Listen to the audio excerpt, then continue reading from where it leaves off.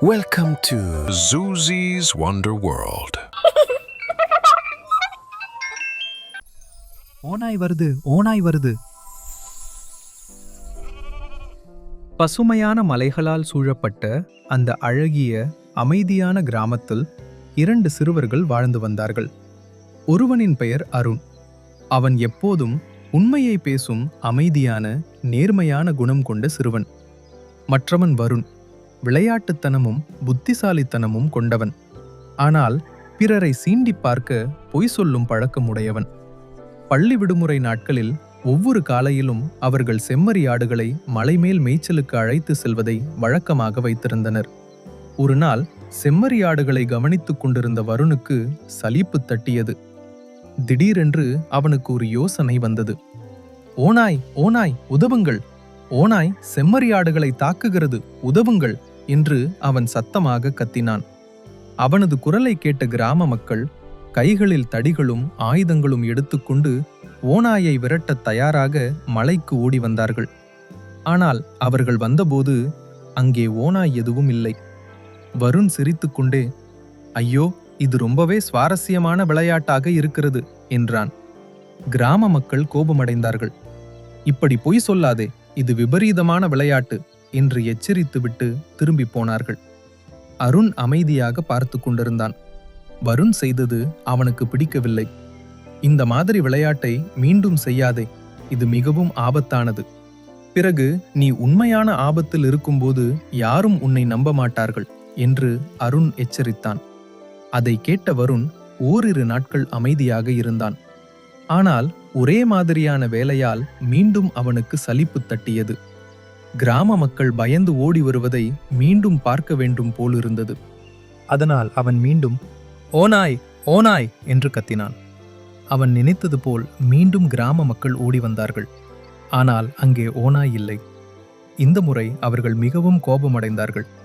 நீ உண்மையை சொன்னாலும் கூட இனி நாங்கள் வரமாட்டோம் என்று கடிந்து கொண்டனர். இவ்வாறு சில நாட்கள் கடந்தன. ஒரு நாள் உண்மையாகவே ஓநாய் வருணின் செம்மறி ஆடுகளின் அருகே வந்தது. பயந்த வருண், ஓநாய், ஓநாய், உதவுங்கள் என்று கத்தினான். ஆனால் கிராம மக்கள் கேட்டுவிட்டு, இவன் மீண்டும் விளையாடுகிறான், நம்ப வேண்டாம் என்று யாரும் உதவ வரவில்லை. ஓநாய் வருணின் செம்மறி ஆடுகளை தாக்கியது. தொலைவில் இருந்த அருண் அந்த ஓநாயை கண்டான். அவனது இதயம் வேகமாக துடித்தது. ஆனாலும் அவன் சத்தமாக, ஓநாய், உதவுங்கள், இது உண்மை என்று கத்தினான். அருணின் குரலை கேட்ட கிராம மக்கள் உடனே அவனை நம்பினார்கள். அவர்கள் மலைமேல் ஓடி வந்து ஓநாயை விரட்டினர்.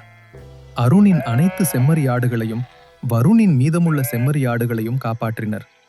வருண் ஒரு பாறையில் அமர்ந்து வருத்தத்துடன் அழுதான். நான் பலமுறை பொய் சொன்னேன், அப்போது எல்லோரும் நம்பினார்கள். ஆனால் இப்போது உண்மையை சொல்லும்போது யாரும் என்னை நம்பவில்லை என்றான். அருண் அவன் அருகே வந்து மெதுவாகச் சொன்னான், நம்பிக்கையை சம்பாதிப்பது மிகவும் கடினம், ஆனால் அதை இழப்பது மிகவும் எளிது. உன் விளையாட்டு உனக்கே வினையாகிவிட்டது. இனிமேல் பொய் சொல்லாதே. எப்போதும் நினைவில் கொள்ளுங்கள், எப்போதும் உண்மையை சொல்லுங்கள்.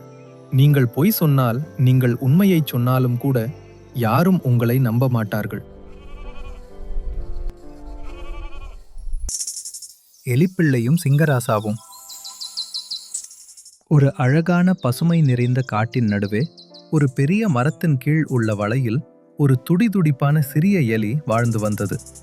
வழக்கம் போல அன்றும் அது மதிய வேளையில் அந்த மரத்தில் ஏறியும் இறங்கியும் விளையாடி கொண்டிருந்தது. அப்போது அது எதிர்பாராத விதமாக மரத்திலிருந்து தவறி தொப்பென்று கீழே விழுந்தது.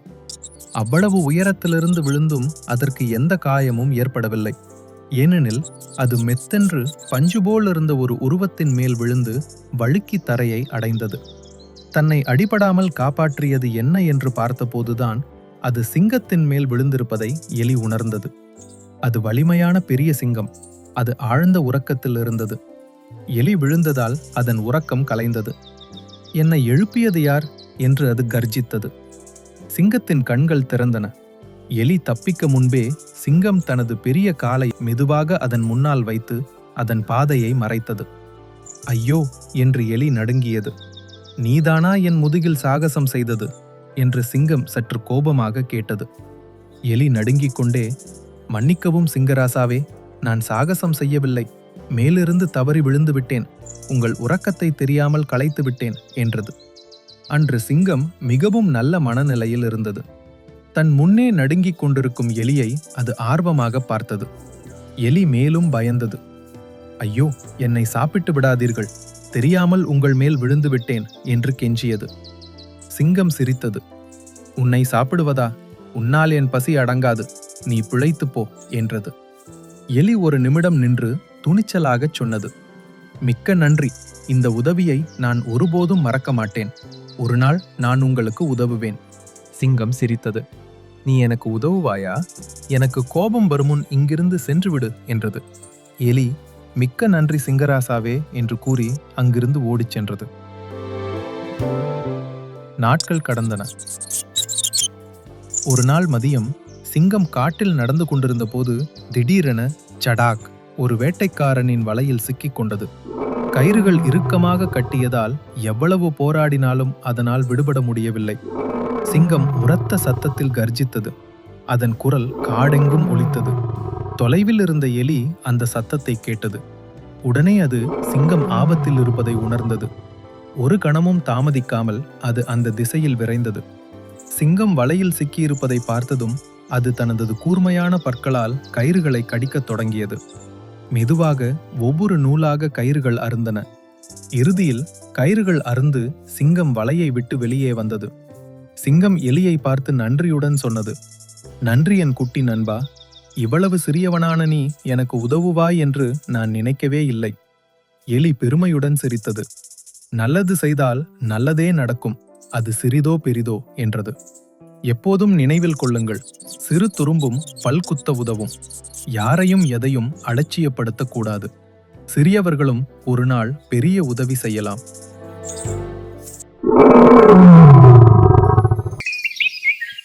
குரங்கும் 2 பூனைகளும். ஒரு அழகிய கிராமத்தில் ஒரு வெள்ளை பூனையும் ஒரு கருப்பு பூனையும் வாழ்ந்து வந்தன. அவை எப்போதும் ஒன்றாகச் சுற்றித் திரிந்து ஒன்றாகவே விளையாடி மகிழ்ச்சியாக இருந்தன. ஒரு நாள் அந்த 2 பூனைகளுக்கும் ஒரு சுவையான ரொட்டி துண்டு கிடைத்தது. அதை ருசித்து பார்க்கும் ஆவலில் வெள்ளை பூனை சொன்னது, நான் தான் இந்த ரொட்டி துண்டை முதலில் பார்த்தேன், அது எனக்குத்தான். அதற்கு கருப்பு பூனை உடனே, இல்லை இல்லை, நான் தான் அதை முதலில் எடுத்தேன், அது எனக்குத்தான் என்றது. சிறிது நேரத்தில் அவை இரண்டும் சண்டை போடத் தொடங்கின. பிறகு வெள்ளை பூனை சொன்னது, சரி சரி, உனக்கும் வேண்டாம் எனக்கும் வேண்டாம், நாம் இருவரும் இதை சமமாக பகிர்ந்து கொள்வோம். அதற்கு கருப்பு பூனை, இதோ உனக்கு ஒரு துண்டு என்று ரொட்டியை பீத்து கொடுத்தது. ஆனால் வெள்ளை பூனை, இது சிறிய துண்டு, எனக்கு பெரிய துண்டைத்தா என்றது. அதற்கு கருப்பு பூனை, இல்லை, நான் தான் கஷ்டப்பட்டு எடுத்தேன், எனக்குத்தான் பெரிய துண்டு வேண்டும் என்றது. இவ்வாறு சண்டை அதிகரித்தது. யாராலும் சமாதானமாக தீர்வு காண முடியவில்லை. அப்போது அந்த வழியாக வந்த ஒரு குரங்கு பூனைகள் சண்டையிடுவதை பார்த்தது. என்ன பிரச்சனை என்று கேட்டது குரங்கு. பூனைகள் தங்கள் பிரச்சனையை சொல்லி ரொட்டியை சமமாக பகிர்ந்து தருமாறு கேட்டன. சரி சரி, நான் உங்கள் இருவருக்கும் மிகவும் நியாயமாக சமமாக பகிர்ந்து தருகிறேன் என்று குரங்கு சொன்னது. குரங்கு 2 ரொட்டி துண்டுகளையும் கையில் வைத்து பார்த்தது. அதில் ஒரு துண்டு கொஞ்சம் பெரியதாக இருந்தது. இந்த துண்டு பெரியதாக இருக்கிறது, இதை சமமாக்க வேண்டும் என்று சொல்லி பெரிய துண்டில் இருந்து ஒரு கடி கடித்து சாப்பிட்டது. இப்போது மற்ற துண்டு பெரியதாகிவிட்டது. அடடே, இப்போது இந்த துண்டு பெரியதாக இருக்கிறது, இதையும் சமமாக்க வேண்டும் என்று சொல்லி அதிலிருந்தும் ஒரு கடி கடித்து ரொட்டியை சாப்பிட்டது. இவ்வாறு மாறி மாறி 2 துண்டுகளிலும் குரங்கு கடித்து கடித்து சாப்பிட்டு கொண்டே இருந்தது. பூனைகள் செய்வதறியாது பார்த்து கொண்டே இருந்தன. ரொட்டி துண்டுகள் மெதுவாக சிறிதாகி கொண்டே போனது. இறுதியில் 2 சிறிய துண்டுகள் மட்டுமே மீதமிருந்தன. பூனைகள் இதற்கு மேல் அமைதியாக இருந்தால் தமக்கு ரொட்டியே கிடைக்காது என்று எண்ணி, இப்போது சமமாகிவிட்டது, எங்களுக்கு தாருங்கள் என்று கேட்டன. ஆனால் குரங்கோ, சரி சரி, சமமாக பிரித்து தந்ததற்கு நீங்கள் இருவரும் எனக்கு கூலி தர வேண்டும் தானே, உங்கள் இருவரின் பங்கு கூலியாக நான் இந்த 2 சிறு ரொட்டி துண்டுகளையும் எடுத்துக்கொள்கிறேன் என்று சொல்லி குரங்கு மீதமுள்ள ரொட்டி துண்டுகளையும் சாப்பிட்டது. பூனைகள் தாங்கள் இப்படி ஏமாந்து விட்டோமே என்று கவலையாக அங்கிருந்து சென்றன. நாம் ஒற்றுமையாக இருந்து நாமே பகிர்ந்திருந்தால் நன்றாக இருந்திருக்கும் என்று வெள்ளைப்பூனை சொன்னது. கூடி வாழ்ந்தால் கோடி நன்மை என்று பெரியவர்கள் சும்மாவா சொன்னார்கள்? நாங்கள் இனி எப்போதும் ஒற்றுமையாகவே இருப்போம் என்றது கருப்பு பூனை. எப்போதும் நினைவில் வையுங்கள், ஒற்றுமையாக இருப்பதே பலமும் மகிழ்ச்சியும். நமக்குள் நாமே சண்டையிட்டுக் கொண்டால் மற்றவர்கள் அதை பயன்படுத்திக் கொள்ளலாம். எப்போதும் பிரச்சனைகளை அமைதியாகவும் நியாயமாகவும் ஒற்றுமையாக இருந்து தீர்க்க வேண்டும். தந்திரமான நரியும் புத்திசாலி நாரையும். அந்த அமைதியான அடர்ந்த காட்டின் நடுவே ஒரு தந்திரமான நரியும் ஒரு நற்பண்பு கொண்ட நாரையும் வாழ்ந்து வந்தன. நரி தனது கபட குணத்திற்காகவும் நாரை தனது அமைதியான நற்குணத்திற்காகவும் அறியப்பட்டன. நரிக்கு அந்த காட்டில் எல்லோரும் நாரைக்கு மரியாதை அளிப்பது மிகவும் பொறாமையாக இருந்தது. ஒரு நாள் நரி நாரையை தனது வீட்டிற்கு விருந்திற்கு அழைத்தது. அன்புள்ள நண்பியே என்று நரி சாமர்த்தியமாகச் சிரித்து, என் வீட்டுக்கு வர முடியுமா? உனக்காக ருசியான உணவு தயார் செய்துள்ளேன் என்று அழைத்தது. நாரை மகிழ்ச்சியுடன் அழைப்பை ஏற்றது. அது சரியான நேரத்தில் நரியின் குகை வீட்டை அடைந்தது. நரி நாரையை அன்புடன் வரவேற்று உணவை கொண்டு வந்து பரிமாறியது. ஆனால் அது உணவை ஒரு தட்டையான தட்டில் பரிமாறியது. நானே சமைத்தது, மிகவும் ருசியாக இருக்கும், சாப்பிடுங்கள் என்று நரி சொன்னது. நாரை தட்டை பார்த்தது. தனது நீண்ட அலகினால் அந்த கஞ்சியை குடிக்க முடியவில்லை. ஆனால் நரி எளிதாக அதை நக்கி நக்கி சாப்பிட்டது. நாரை அமைதியாக இருந்தது. அது எதுவும் சொல்லவில்லை. நரி சாப்பிடும் வரை காத்திருந்து மெல்ல சிரித்து, நன்றி நண்பா உன் விருந்திற்கு. நாளை என் வீட்டுக்கு நீ வருவாயா? நான் உனக்கு உணவு பரிமாறுவேன் என்று கேட்டது. நரி உடனே சம்மதித்தது. மீண்டும் நல்ல உணவு கிடைக்கும் என்று அது நினைத்தது. நாரை பசியுடன் அங்கிருந்து பறந்து சென்றது. அதை பார்த்து நரி சிரித்தது. எல்லோரும் மரியாதை தரும் நாரையைத்தான் அவமானப்படுத்தியதை நினைத்து அது மகிழ்ந்தது. அடுத்த நாள் நரி நாரையின் கூட்டிற்கு சென்றது.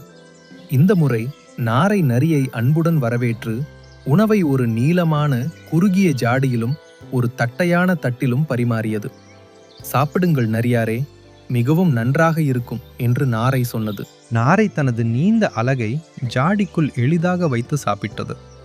நரி தட்டையான தட்டில் நக்கி நத்தி சாப்பிட்டது. உணவும் மிகவும் சுவையாக இருந்தது. ஆனால் நரிக்கு தான் நாரைக்கு செய்த செயல் ஞாபகம் வந்தது. அதை நினைத்து அவமானத்தால் கூனி குறுகியது. நாரை அமைதியாக தனது உணவை முடித்தது. நரிக்கு உணவு சுவையாக இருந்தும் சாப்பிட முடியவில்லை. தன் செயலை எண்ணி வெட்கப்பட்டு உட்கார்ந்திருந்தது. இறுதியில் நரி தனது தவறை உணர்ந்தது. நாரையிடம், உன்னை ஏன் எல்லோரும் மரியாதையாக நடத்துகிறார்கள் என்று புரிந்து கொண்டேன், என்னை மன்னிக்க வேண்டும் என்றது. நாரை சிரித்தது. நரி அவமானத்தால் தலை குனிந்து அங்கிருந்து சென்றது.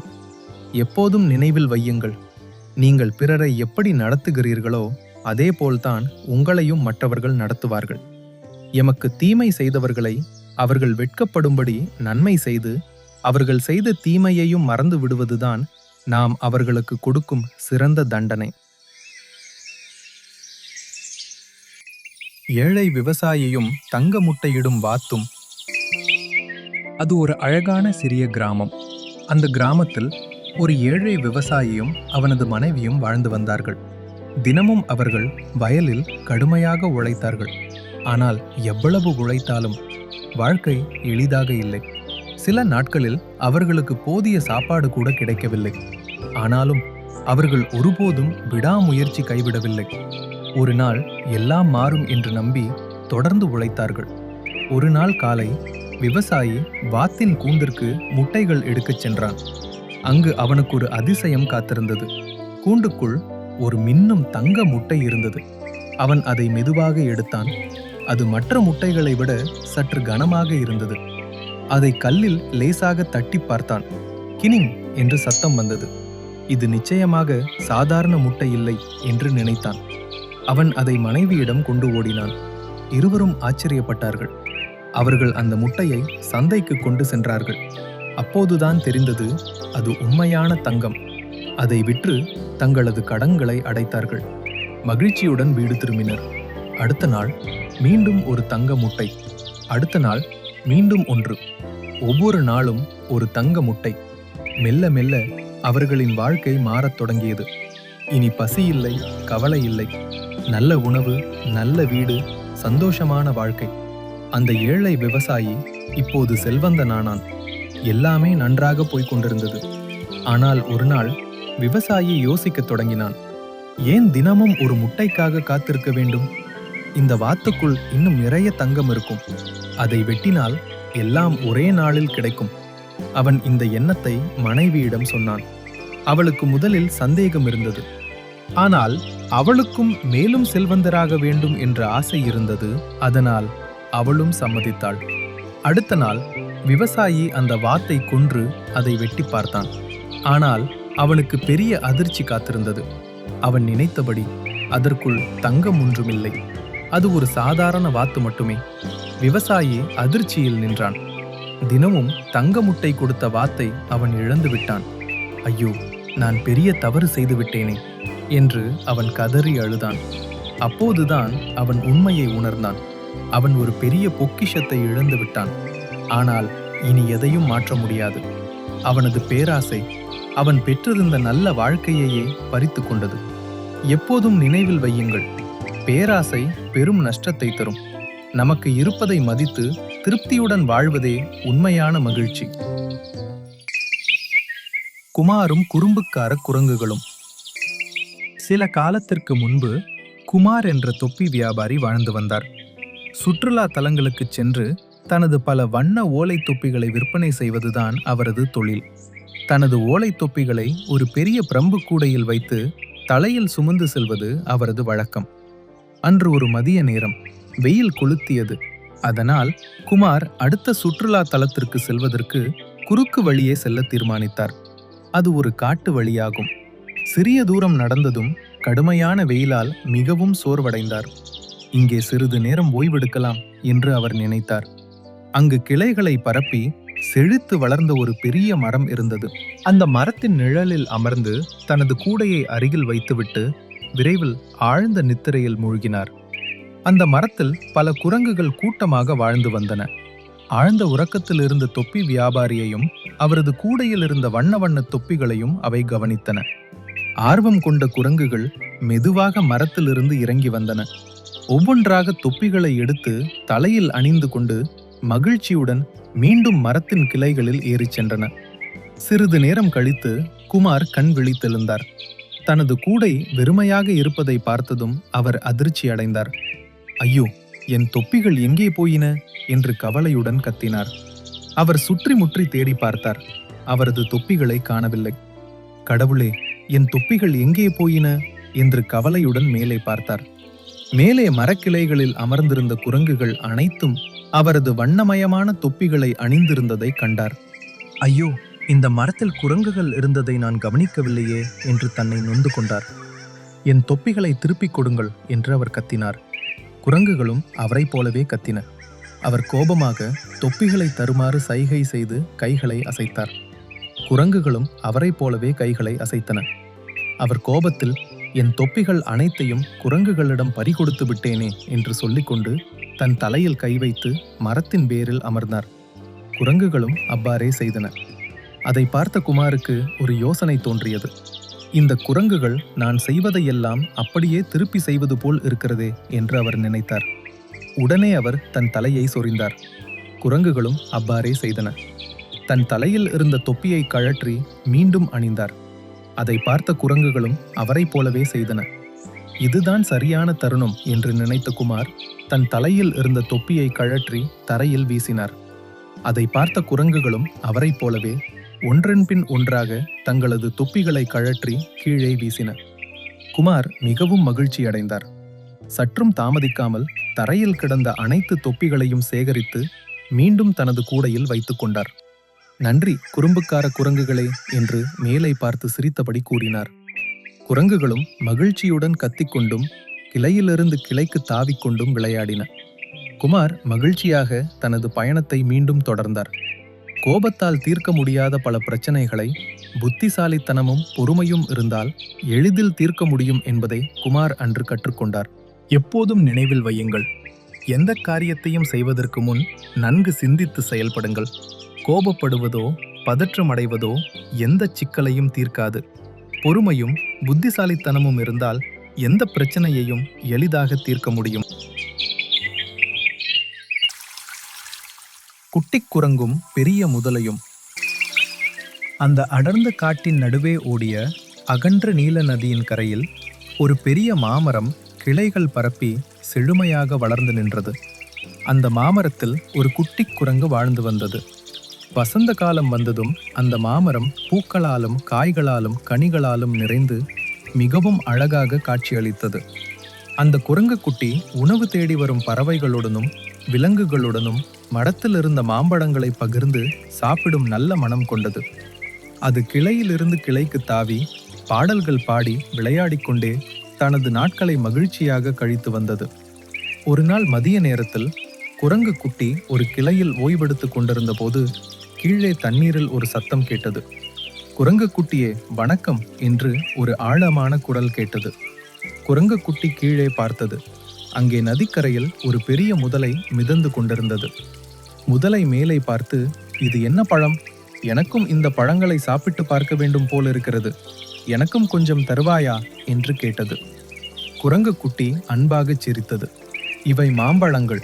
இந்த காட்டிலேயே மிகவும் இனிப்பானவை இவையே. இதோ சுவைத்து பாருங்கள் என்று சொல்லி சில பழுத்த மாம்பழங்களை பறித்து கீழே போட்டது. முதலை அவற்றை சாப்பிட்டவுடன் அதன் கண்கள் மகிழ்ச்சியில் பெரிதானது. அருமை, இவ்வளவு இனிப்பான பழங்களை நான் இதுவரை சாப்பிட்டதே இல்லை என்றது அது. அந்த நாளிலிருந்து வித்தியாசமான ஒரு நட்பு தொடங்கியது. ஒவ்வொரு காலையிலும் முதலை அந்த மாமரத்தருகே வந்து குரங்கு குட்டியுடன் பேசிக்கொண்டும் மாம்பழங்களை சாப்பிட்டும் நேரம் கழித்தது. சில நாட்களுக்கு பிறகு முதலை நதியின் மறுகரையில் இருந்த தனது நண்பர்களுக்காகவும் சில மாம்பழங்களை கொண்டு சென்றது. ஆனால் அந்த முதலையின் நண்பர்களோ மிகவும் பேராசைக்காரர்கள். மாம்பழங்களை சுவைத்தவுடன் ஒரு பேராசைக்கார முதலை, இந்த குரங்கு தினமும் இவ்வளவு இனிப்பான பழங்களை சாப்பிடுகிறதா என்று கேட்டது. ஆமாம், அந்த குரங்கு அந்த மாமரத்தில் தான் வசிக்கிறது என்றது முதலை. உடனே அந்த பேராசைக்கார முதலை, அப்படியானால் அதன் இதயம் தேனை விட இனிப்பாகத்தான் இருக்கும். அதன் இதயத்தை நான் சாப்பிட வேண்டும் என்றது. அதற்கு மற்ற முதலைகளும் ஆமோதித்தன. இந்த பழத்தை விட இனிப்பாக இருக்குமா? ஆனால் அவன் என் நல்ல நண்பனாயிற்றே. அவன் எனக்கு தினமும் நிறைய மாம்பழங்கள் தருவான் என்று தயங்கியது முதலை. ஆனால் பேராசைக்கார முதலையோ, இன்னும் சில நாட்களில் அந்த மரத்தில் உள்ள மாம்பழங்கள் எல்லாம் முடிந்துவிடும். அதன் பிறகு அந்த குரங்கால் உனக்கு என்ன பயன் என்று கேட்டது. ஒன்றுமில்லைதான், ஆனாலும் என்று இழுத்தது முதலை. மாம்பழங்கள் முடிந்ததும் அந்த குரங்கும் அங்கிருந்து போய்விடும். அதனால் நீ அந்த குரங்கை இங்கே கூட்டி வா, அதன் இதயத்தை சாப்பிட்டு பார்ப்போம் என்றது அந்த பேராசைக்கார முதலை. குரங்கின் நண்பனான முதலைக்கும் அதுவே சரி என்று தோன்றியது. அடுத்த நாள் காலை முதலை மீண்டும் மாமரத்தருகே வந்தது. குரங்கு குட்டியோ மகிழ்ச்சியுடன், என்ன முதலையாரே, உங்கள் நண்பர்களுக்கும் மாம்பழங்கள் பிடித்திருந்ததா? இன்று எத்தனை பழங்கள் வேண்டும் என்று கேட்டது. முதலை மெதுவாக சிரித்து கொண்டு, இன்று எனக்கு பழங்கள் வேண்டாம். என் நண்பர்கள் உனக்கு நன்றி சொல்ல உனக்காக ஒரு பெரிய விருந்து தயார் செய்திருக்கிறார்கள் என்றது. என்ன, எனக்கு விருந்தா என்று குரங்கு குட்டி மகிழ்ச்சியில் குதூகலித்தது. ஆம், உன்னை அங்கு அழைத்துச் செல்லத்தான் வந்தேன் என்றது முதலை. ஆனால் இந்த பெரிய நதியை என்னால் எப்படி கடக்க முடியும் என்று கவலையுடன் கேட்டது குரங்கு குட்டி. நீ என் முதுகில் ஏறிக்கொள், நான் உன்னை மறுகரைக்கு கொண்டு செல்கிறேன் என்றது முதலை. எதையும் சந்தேகிக்காமல் குரங்கு குட்டி முதலையின் முதுகில் ஏறிக்கொண்டது. இருவரும் அந்த அகன்ற நதியை கடக்கத் தொடங்கினர். குரங்கு குட்டிக்கு நதியில் இப்படி பயணம் செய்வது மிகவும் புதிய அனுபவமாக இருந்தது. நான் இப்படி ஒரு நாளும் சென்றதில்லை, எனக்கு எவ்வளவு மகிழ்ச்சியாக இருக்கிறது தெரியுமா என்று அது உற்சாகமாக சொன்னது. பிறகு நதியில் இருந்து பார்த்து கொண்டு, நான் வசிக்கும் மாமரம் எவ்வளவு அழகாக இருக்கிறது பாருங்கள், அந்த மாம்பழங்கள் எல்லாம் தங்கக்கட்டிகள் போல மின்னுகின்றன என்று ரசித்தது. முதலை மெதுவாக சிரித்துக்கொண்டு, நன்றாக பார்த்து அனுபவி, நீ மறுகரைக்கு சென்றால் திரும்பி வரப்போவதில்லை என்றது. ஏன் அப்படி சொல்கிறீர்கள் என்று குரங்கு குட்டி ஆச்சரியத்துடன் கேட்டது. அப்போது முதலை விஷமச் சிரிப்புடன், நானும் என் நண்பர்களும் உன் இதயத்தை திருடி விடுவோம், அதனால் நீ திரும்பி வரமாட்டாய் என்றது. குரங்கு குட்டிக்கு ஒன்றும் புரியவில்லை. அதனால் மிகவும் சாதாரணமாக விளையாட்டாக, அது முடியாதே, என் இதயம் எப்போதும் அந்த மாமரத்தில்தான் இருக்கும். அதனால் உங்களால் அதை எடுக்க முடியாது என்றது. முதலை திடுக்கிட்டது. என்ன, உன் இதயம் மாமரத்தில் இருக்கிறதா? அதை ஏன் கொண்டு வரவில்லை என்று கோபமாக கேட்டது. ஆம், என் இதயம் எப்போதும் மாமரத்தில்தான் இருக்கும். அதற்காக ஏன் இவ்வளவு கோபப்படுகிறீர்கள் என்று குழப்பமாக கேட்டது குரங்குக்குட்டி. நானும் என் நண்பர்களும் உன் இதயத்தை சாப்பிட ஆவலாக இருக்கும்போது நீ அதை மாமரத்தில் விட்டு வந்தால் எனக்கு கோபம் வராதா என்றது முதலை. அப்போதுதான் குரங்குக்குட்டிக்கு எல்லாம் புரிந்தது. அதை கேட்டவுடன் குரங்குக்குட்டியின் இதயம் படபடவென்று துடித்தது. முதலில் அழகாக தோன்றிய நதி திடீரென்று ஆழமாகவும் பயங்கரமாகவும் தோன்றியது. ஆனால் குரங்குக்குட்டி பயப்படவில்லை. அது தன்னைத்தானே அமைதிப்படுத்திக் கொண்டு சமயோசிதமாக யோசித்தது. குரங்குக்குட்டி அமைதியாக, அதில் ஒன்றும் பிரச்சனை இல்லை. இப்போது என்னை மாமரத்திற்கு அழைத்துச் சென்றால் அதை நான் எடுத்து வருவேன் என்று சாதாரணமாக சொன்னது. முட்டாள் முதலை அதை உண்மை என்று நம்பியது. உடனே அது திரும்பி வேகமாக மாமரத்தை நோக்கி நீந்தியது. மரத்தருகே வந்தவுடன் குரங்குக்குட்டி உடனே மேலிருந்த உயரமான கிளைக்கு தாவி விட்டது. பிறகு அது சிரித்துக்கொண்டு, முட்டாள் முதலையே, யாராவது தங்கள் இதயத்தை உடம்பிற்கு வெளியே வைத்திருப்பார்களா என்று கேட்டது. அப்போதுதான் தன்னை குரங்குக்குட்டி ஏமாற்றி விட்டதை முதலை உணர்ந்தது. அது வெட்கத்தில் தலைகுனிந்தது. உன்னை போன்ற ஒருவனை உண்மையான நண்பன் என்று நம்பியதுதான் என் பெரிய தவறு என்று குரங்குக்குட்டி வருத்தத்துடன் சொன்னது. முதலை வெட்கத்தில் தலை குனிந்து மெதுவாக அங்கிருந்து நீந்திச் சென்றது. அந்த நாளுக்கு பிறகு அது அந்த மாமரத்தருகே திரும்பி வரவே இல்லை. எப்போதும் நினைவில் கொள்ளுங்கள், சமயோசித புத்தியும் அறிவும் ஆபத்திலிருந்து நம்மை காப்பாற்றும். உண்மையான நட்பு ஒருபோதும் துரோகம் செய்யாது. கூடா நட்பு எப்போதும் கேடிலேயே முடியும். கொடிய சிங்கமும் புத்திசாலி முயலும். அந்த அழகான பசுமையான காட்டில் ஒரு குட்டி வெள்ளை முயல் வாழ்ந்து வந்தது. அது அன்பானது, எப்போதும் மகிழ்ச்சியாகவும் உற்சாகமாகவும் இருக்கும். அது எங்கு சென்றாலும் தன்னை சுற்றியிருந்த அனைவரின் முகத்திலும் புன்னகையை மலரச் செய்தது. ஒவ்வொரு நாளும் காலையில் அது தனது நண்பர்களுடன் மகிழ்ச்சியுடன் துள்ளி குதித்து விளையாடி உதவி தேவைப்படுபவர்களுக்கு உதவி செய்து வந்தது.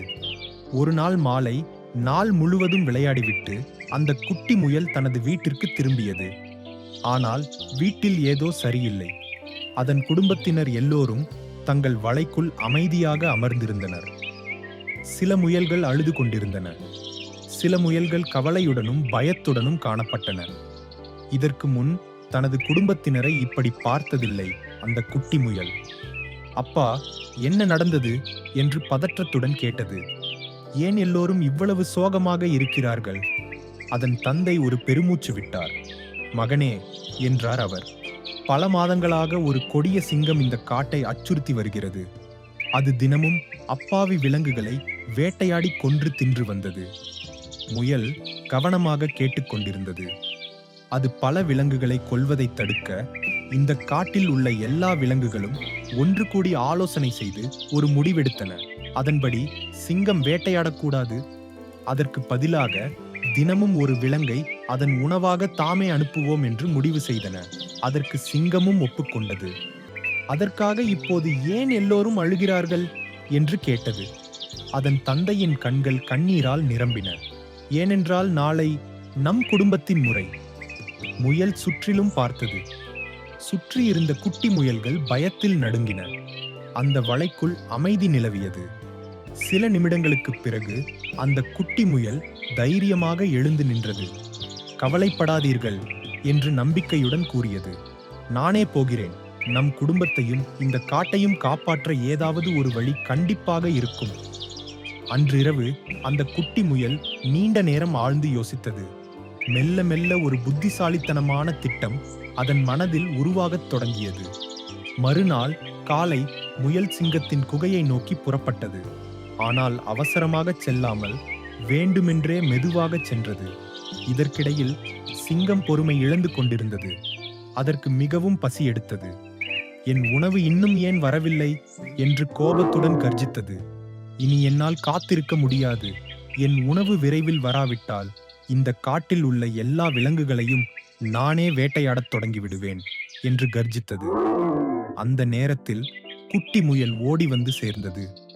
சிங்கம் அந்த குட்டி முயலை கோபமாக முறைத்து பார்த்தது. நீயா என்று கர்ஜித்தது. ஏன் இவ்வளவு தாமதம்? முயல் பயந்து நடுங்குவது போல நடித்துக்கொண்டு, அரசே, என்னை மன்னித்து விடுங்கள் என்றது. நான் சரியான நேரத்தில்தான் புறப்பட்டேன். அப்படியானால் உன்னை தாமதப்படுத்தியது யார் என்று சிங்கம் கேட்டது. முயல் தன் தலையை தாழ்த்தியது. வழியில் இன்னொரு சிங்கம் என்னை தடுத்து நிறுத்தியது. சிங்கத்தின் கண்கள் பெரிதாக விரிந்தன. இன்னொரு சிங்கமா? ஆம் அரசே என்றது முயல். இந்த காட்டின் உண்மையான அரசன் தான் என்று அது கூறியது. சிங்கத்தின் முகம் கோபத்தால் சிவந்தது. என்ன உளறுகிறாய் என்று அது இடிமுழக்கம் போல கர்ஜித்தது. முயல் கவனமாக தொடர்ந்தது. அது உங்களை விடவும் வலிமையானது என்றும் கூறியது. அவ்வளவுதான். சிங்கம் கடும் கோபமடைந்தது. என்னை விட வலிமையானதா என்று சிங்கம் கர்ஜித்தது. உடனே என்னை அதனிடம் கூட்டிச் செல். முயல் சிங்கத்தை காட்டின் உள்ளே இருந்த ஒரு பழைய கிணற்றருகே அழைத்துச் சென்றது. அதை காட்டி, அரசே, அந்த சிங்கம் இங்குதான் ஒளிந்திருக்கிறது என்றது. சிங்கம் முன்னே சென்று கிணற்றுக்குள் எட்டி பார்த்தது. அங்கே தண்ணீரில் தனது பிரதிபலிப்பை கண்டது. அதையே இன்னொரு சிங்கம் என்று நினைத்தது. அது உருமியது. பிரதிபலிப்பும் உருமுவது போல தோன்றியது. சிங்கம் உரக்க கர்ஜித்தது. பிரதிபலிப்பும் திரும்ப கர்ஜிப்பது போல தெரிந்தது. கடும் பசியிலும் கோபத்திலும் இருந்த சிங்கம் சிந்திக்க மறந்துவிட்டது. ஒரே தாவலில் தனது எதிரியை தாக்க கிணற்றுக்குள் பாய்ந்தது. ஸ்பிளாஷ்! அதுவே அந்த கொடிய சிங்கத்தின் முடிவாயிற்று. அப்பாடா, இனி இந்த காடு மீண்டும் பாதுகாப்பாகிவிட்டது என்று மனதில் நினைத்தது முயல். அந்த குட்டி முயல் புன்னகையுடன் மகிழ்ச்சியாக வீட்டிற்கு திரும்பியது. நடந்த அனைத்தையும் அனைவரிடமும் கூறியது. விரைவிலேயே அந்த செய்தி காடு முழுவதும் பரவியது. சிங்கம் இனி இல்லை. காடு இறுதியாக விடுதலை பெற்றது. அனைத்து விலங்குகளும் மகிழ்ச்சியுடன் ஆரவாரம் செய்தன. அவை அந்த தைரியமான முயலின் புத்திசாலித்தனத்தை பாராட்டின. அன்றிலிருந்து அனைத்து விலங்குகளும் பயமின்றி மகிழ்ச்சியாகவும் அமைதியாகவும் அந்த காட்டில் வாழ்ந்தன. எப்போதும் நினைவில் கொள்ளுங்கள், புத்திமான் பலவான். அறிவும் சமயோசித புத்தியும் கொண்டவன் மிக பலசாலியான எதிரியை கூட வெல்ல முடியும். உடல் பலத்தை விட நல்ல சிந்தனையும் சரியான முடிவுகளும் அதிக சக்தி வாய்ந்தவை. ரகசிய குளமும் 3 மீன்களும். முன்னொரு காலத்தில் ஒரு அழகிய சிறிய நீல நிற குளம் இருந்தது. அது 4 பக்கங்களிலும் மலைகளாலும் உயரமான மரங்களாலும் சூழப்பட்டிருந்ததால் மனிதர்களின் கண்ணில் படாமல் ஒரு ரகசிய குளமாகவே இருந்தது. அந்த குளம் மிகவும் மறைவான இடத்தில் இருந்ததால் அந்த குளத்தில் வாழும் மீன்கள் எல்லாம் பயமின்றி துள்ளி குதித்து விளையாடி மகிழ்ச்சியாக வாழ்ந்து வந்தன. அந்த அழகிய குளத்தில் 3 மீன்கள் நல்ல நண்பர்களாக வாழ்ந்து வந்தன. முதல் மீனின் பெயர் அறிவு. அது மிகவும் புத்திசாலி. எந்த முடிவையும் நன்றாக யோசித்தே எடுக்கும் பழக்கம் கொண்டது. இரண்டாவது மீனின் பெயர் வேகம். அது மிகவும் வேகமாக செயல்படும் சமயோசித புத்தி கொண்ட மீன். எந்த பிரச்சனை வந்தாலும் சமயோசிதமாக யோசித்து அதிலிருந்து தப்பித்துவிடும். மூன்றாவது மீனின் பெயர் சோம்பல். அது ஒரு சோம்பேறி. எதை பற்றியும் கவலைப்படாமல் எல்லாம் விதிப்படியே நடக்கும் என்று நம்பியது. அன்று சூரியன் மறையும் பொன்மாலை நேரம். வழக்கம் போல் 3 மீன்களும் குளத்தின் மேற்பரப்புக்கு வந்து துள்ளி குதித்து விளையாடிக் கொண்டிருந்தன. அப்போது வழிதவறி வந்த மீனவர்கள் இருவர் அந்த குளத்தை கண்டனர். அந்த குளத்தின் அழகையும் அதில் துள்ளி குதித்து விளையாடும் மீன்களையும் பார்த்து ஆச்சரியப்பட்டனர். அவர்களில் ஒருவர், ஆஹா, இது எவ்வளவு அழகான குளம்! இந்த குளத்தில் எவ்வளவு மீன்கள் இருக்கின்றன என்று ஆச்சரியத்துடன் கூறினார். மற்றவர் சிரித்தபடி, உண்மைதான், நாளை காலையில் வலையுடன் திரும்பி வந்தால் இந்த குளத்தில் உள்ள எல்லா மீன்களையும் பிடித்து விடலாம் என்றார். இருவரும் சிரித்தபடி அந்த அழகிய வண்ண மீன்களை பார்த்தபடியே அங்கிருந்து சென்றனர். இந்த உரையாடலை அந்த 3 மீன்களும் கேட்டன. அறிவு மீனின் இதயம் வேகமாக துடிக்கத் தொடங்கியது. இந்த குளம் இனி பாதுகாப்பான இடமல்ல என்றது அறிவு மீன். இன்றிரவே நாம் வேறு இடத்திற்கு செல்ல வேண்டும் என்று தன் நண்பர்களுக்கும் சொன்னது. வேகம் மீன் மறுப்பாக தலையசைத்தது. ஏன் அவசரப்பட வேண்டும்? அவர்கள் நாளை வருவார்கள் என்று என்ன நிச்சயம்? அவர்கள் வந்தால் அப்போது பார்த்து கொள்ளலாம் என்றது. சோம்பல் பெரிதாக கொட்டாவி விட்டது. நீங்கள் இருவரும் தேவையில்லாமல் பயப்படுகிறீர்கள், எதுவும் நடக்காது என்றது. அறிவு மீன் கடைசியாக அவர்களை எச்சரித்தது. இதுவரை இந்த குளம் மனிதர்களின் கண்ணில் படாமல் ரகசியமாக மறைந்தே இருந்தது. அதனால் ஆபத்து இருக்கவில்லை. ஆனால் இப்போது அவர்கள் இந்த குளத்தையும் நம்மையும் பார்த்து விட்டார்கள். ஆபத்து வருவதற்கு முன்பே தற்காத்துக் கொள்வதுதான் உண்மையான புத்திசாலித்தனம் என்று எச்சரித்தது. ஆனால் அறிவு மீனின் நண்பர்கள் இருவரும் அதன் பேச்சை கேட்கவில்லை. அன்றிரவே அறிவு மீன் தன் குடும்பத்துடன் குளத்துடன் இணைந்திருந்த ஒரு சிறிய ஓடையின் வழியாக நீந்திச் சென்று பாதுகாப்பான மற்றொரு குளத்தை அடைந்தது. மறுநாள் காலை அழகாக விடிந்தது. குளம் அமைதியாக இருந்தது. திடீரென்று சரக் சரக் காலடி சத்தம் கேட்டது. மீனவர்கள் திரும்பி வந்தனர். வூஷ்! அவர்களின் பெரிய வலை குளத்தின் மீது விரிந்து வந்து விழுந்தது. அப்போதுதான் அறிவு மீன் சொன்னது சரி என்பதை வேகம் மீன் உணர்ந்தது. ஐயோ, இப்போது என்ன செய்வது என்று அது யோசித்தது. இறந்த மீன் போல தனது உடலை திருப்பி தண்ணீரின் மேல் அசையாமல் மிதந்தது. ஒரு மீனவர் அதை பார்த்தார். இந்த மீன் ஏற்கனவே இறந்து விட்டது போல் இருக்கிறதே, இதனால் எந்த பயனும் இல்லை என்று அவர் வேகம் மீனை மீண்டும் குளத்தில் எறிந்தார். தண்ணீரை தொட்ட உடனே மின்னல் வேகத்தில் நீந்திச் சென்று வேகம் மீன் தப்பித்துக் கொண்டது. ஆனால் சோம்பல் மீன் என்ன செய்வதென்று தெரியாமல் பதறியது. இடப்புறம் நீந்தியது, வலப்புறம் நீந்தியது. முன்பை விட வேகமாக நீந்த முயன்றது. ஆனால் மிகவும் தாமதமாகிவிட்டது. கண் இமைக்கும் நேரத்தில் வலை அதை சுற்றி மூடிக்கொண்டது. எவ்வளவு போராடியும் அந்த வலையிலிருந்து அதனால் தப்பிக்க முடியவில்லை. மீனவர்கள் சோம்பல் மீனை பிடித்து எடுத்துச் சென்றனர். சில நாட்களுக்குப் பிறகு பாதுகாப்பாக வாழ்ந்து கொண்டிருந்த அறிவு மீன் வேகம் மீனை சந்தித்தது. அது மகிழ்ச்சியுடன் சிரித்தது. உன்னை மீண்டும் சந்தித்ததில் எனக்கு மிகவும் மகிழ்ச்சி என்றது. அந்த கொடிய நாளின் நினைவு இன்னும் வேகம் மீனின் மனதை விட்டு அகலவில்லை. நீ எச்சரித்த போதே உன்னுடன் வந்திருந்தால் இன்று என் குடும்பமும் சோம்பல் மீனும் பாதுகாப்பாக இருந்திருப்பார்கள். என் தவறை நினைத்தாலே வருத்தமாக இருக்கிறது என்று கவலையுடன் சொன்னது. அறிவு மீன் தனது நண்பனை ஆறுதல் படுத்தியது. நடந்ததை மாற்ற முடியாது என்று அது அன்புடன் கூறியது. ஆனால் நமது தவறுகளிலிருந்து பாடம் கற்றுக்கொண்டு இனி வரும் காலங்களில் புத்திசாலித்தனமான முடிவுகளை எடுக்கலாம் என்றது. அதன் பிறகு நல்ல அறிவுரைகளை கேட்டு ஆபத்து வருவதற்கு முன்பே தயாராக இருக்க வேண்டும் என்பதை வேகம் மீனும் கற்றுக்கொண்டது. எப்போதும் நினைவில் கொள்ளுங்கள், ஆபத்து வருவதற்கு முன்பே தயாராக இருப்பவர்களே உண்மையான புத்திசாலிகள். கடைசி நேரம் வரை காத்திருப்பது சில நேரங்களில் பெரிய இழப்பை ஏற்படுத்தலாம். அணில் குட்டியும் காட்டுத்தீயும். அது ஒரு அழகிய அடர்ந்த பெரிய காடு. அந்த காட்டில் ஒரு சிறிய அணில் வாழ்ந்து வந்தது. அது காட்டிலேயே மிக வேகமாக ஓடும் விலங்கு அல்ல, மிகப்பெரிய பலசாலியும் அல்ல. ஆனால் அதற்கு எல்லோரையும் விட அன்பான மனம் இருந்தது. ஒவ்வொரு நாளும் அது யாருக்காவது உதவி செய்து கொண்டே இருக்கும். அந்த கெட்டிக்கார மருத்துவரான ஆமைக்கு மூலிகைகளை சேகரித்துக் கொண்டு வரும். வயதான அணில்களுக்காக உலர்ந்த கொட்டைகளை பொறுக்கும். வழி தெரியாமல் தவிக்கும் வண்ணத்து பூச்சிகளுக்கு சரியான பாதையை காட்டும். அதன் நல்ல மனதை பார்த்து பல விலங்குகள் வியந்தன. ஆனால் சில விலங்குகள் அதை கேலி செய்தன. இந்த சின்ன அணிலால் வேறு என்னதான் செய்ய முடியும் என்று நரி சிரித்தது. இது இருந்தாலும் ஒன்றுதான், இல்லாவிட்டாலும் ஒன்றுதான் என்று காட்டுப்பன்றி சொன்னது. ஆனால் அணில் எதையும் மனதில் கொள்ளாமல் புன்னகைத்தபடி தனது நல்ல செயல்களை தொடர்ந்து செய்து வந்தது. அன்று வழமை போல தன் நண்பர்களான அன்னப்பறவைகளுடன் குளத்தருகே விளையாடியது. மாலை இருளத் தொடங்கியதும் இனிய இரவு வணக்கம் என்று சொல்லிவிட்டு தனது பொந்து வீட்டை நோக்கி நடக்கத் தொடங்கியது. அப்போது திடீரென்று ஒரு வித்தியாசமான வாசனையை அது உணர்ந்தது. சுற்றிலும் பார்த்த அணில் மரங்களுக்கு நடுவே செம்மஞ்சள் நிற ஒளி மின்னுவதை கவனித்தது. அது என்ன என்று மெதுவாக அந்த பக்கம் ஓடிச் சென்று பார்த்தது. அருகில் சென்றதும் அணில் அதிர்ச்சியில் உறைந்தது. சில மனிதர்கள் தங்கள் கூடாரத்திற்காக ஏற்றி வைத்திருந்த தீயை முழுமையாக அணைக்காமல் சென்றிருந்தனர். காற்று வீசியதால் அந்த நெருப்பு மீண்டும் பற்றிக்கொண்டு காய்ந்து கிடந்த இலைகளில் பரவ ஆரம்பித்திருந்தது. காற்று இன்னும் வேகமாக வீசியது. எரியும் இலைகள் காட்டின் பல பகுதிகளுக்கு பறந்தன. ஐயோ, இப்படியே போனால் முழு காடும் எரிந்து விடுமே என்று அணில் பயந்தது.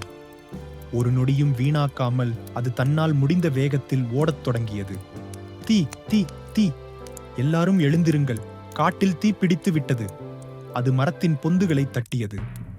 ஒவ்வொரு வலையையும் ஒவ்வொரு கூடையும் நோக்கி ஓடிக்கொண்டு தீ தீ, சீக்கிரம் வெளியே வாருங்கள், நம் காட்டை காப்பாற்ற வேண்டும் என்று கத்திக்கொண்டே சென்றது.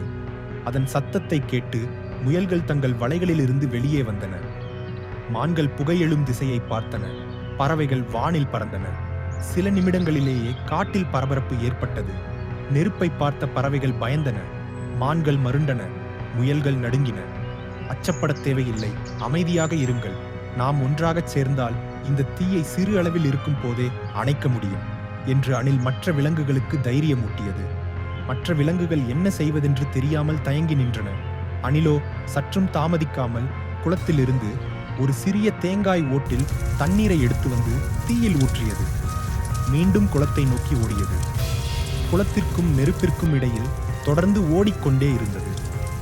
அதை பார்த்த மற்ற விலங்குகளும் தங்கள் அச்சத்தை விட்டு குளத்தை நோக்கிச் சென்றன. பறவைகள் பெரிய இலைகளில் தண்ணீர் எடுத்துச் சென்றன. முயல்கள் ஈரமான மண்ணால் சிறிய தீப்பொறிகளை அணைத்தன. மான்கள் வாயில் தண்ணீரை எடுத்து வந்து ஊற்றின. இந்த பரபரப்பைக் கண்டு ஓடி வந்த யானைக்குட்டியும் தன் தும்பிக்கையில் தண்ணீர் நிரப்பி தீ மீது பீய்ச்சியது. யானைக்குட்டியை தொடர்ந்து வந்த யானைகள் தங்கள் தும்பிக்கைகளில் தண்ணீரை நிரப்பி தீ மீது பீய்ச்சின. அணிலின் துணிச்சலைக் கண்டு எல்லா விலங்குகளும் இன்னும் அதிக உற்சாகத்துடன் வேலை செய்தன. சில மணி நேர போராட்டத்திற்குப் பிறகு கடைசி தீப்பொறியும் அணைந்தது. காடு காப்பாற்றப்பட்டது. எல்லா விலங்குகளும் குட்டி அணிலைச் சுற்றி நின்றன. யானைகள் அன்புடன் அணிலை தூக்கின. நீ எங்களிலேயே மிகவும் சிறிய விலங்கு, ஆனால் இன்று இரவு நீயே மிகப்பெரிய துணிச்சலை காட்டினாய். நரி முன்னே வந்து உன்னை நான் கேலி செய்ததற்கு மன்னித்து விடு என்றது. ஆனால் அணிலோ, நான் மட்டும் இதை செய்திருக்க முடியாது. நாம் எல்லோரும் ஒன்றாகச் சேர்ந்ததால் தான் நம் காட்டை காப்பாற்ற முடிந்தது. ஒன்றுபட்டால் எந்த ஆபத்தையும் வெல்ல முடியும் என்றது. எப்போதும் நினைவில் வையுங்கள், பெரியவர் சிறியவர் என்று வேறுபாடு இல்லை. ஒவ்வொருவரும் தங்களால் முடிந்ததை செய்தால் எந்த சவாலையும் வெல்லலாம்.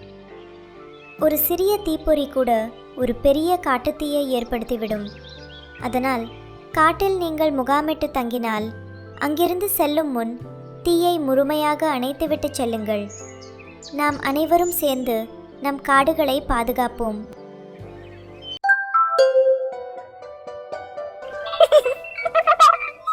Subscribe for more.